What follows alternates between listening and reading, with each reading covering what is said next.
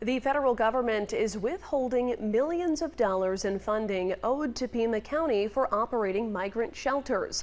The Department of Homeland Security is accusing the county of using federal dollars to encourage people to come into the U.S. illegally. I spoke with Pima County Supervisor Rex Scott tonight about the action made by FEMA and what comes next. When migrants who qualify for asylum at the border are released by Customs and Border Protection in Pima County, the county has historically provided resources to assist them. Since 2019, the county has received federal funding to pay for that. Now, in a memo sent to Pima County officials, the Department of Homeland Security says they have significant concerns that funding given to the county to shelter migrants is going to entities engaged in or facilitating illegal activities. FEMA claims the county is using these federal dollars to encourage undocumented migrants to come to the U.S. to seek asylum. It's something Pima County Supervisor Rex Scott says is not true. And it's absolutely baseless and outrageous, as was said in the letter that we received, that we somehow were encouraging illegal immigration. DHS is demanding the county send documents containing names, contact information, and a list of services provided to all migrants who have come through the county and respond within 30 days.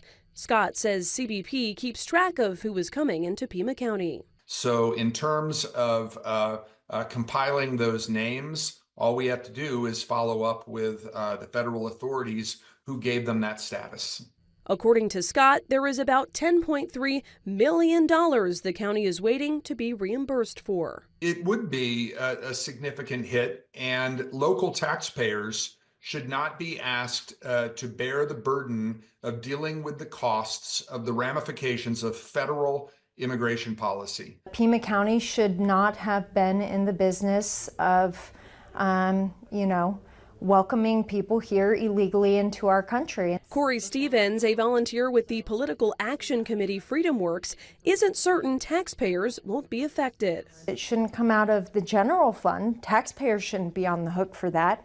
Maybe that should come out of the salaries of the people who made the poor decisions. Stevens is glad the feds sent the memo. She says she doesn't believe the county can track where all this money has gone and says they have a lot of questions to answer. Why was this money spent in the way that it was, and where are these people, and how are we going to account for it? And the money train is going to stop, and you're not going to receive any more funds.